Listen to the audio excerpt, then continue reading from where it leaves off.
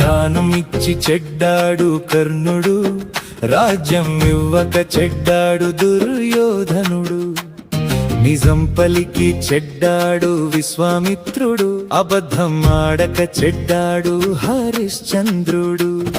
అహల్యను తాకి చెడ్డాడు ఇంద్రుడు, సీతను తాకాకున్నా చెడ్డాడు రావణుడు.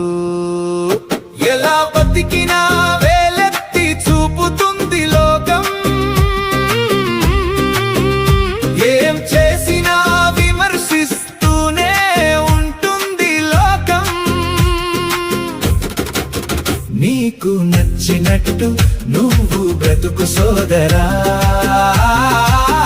అందరూ మెచ్చేలా బ్రతకాలంటే కాదురా.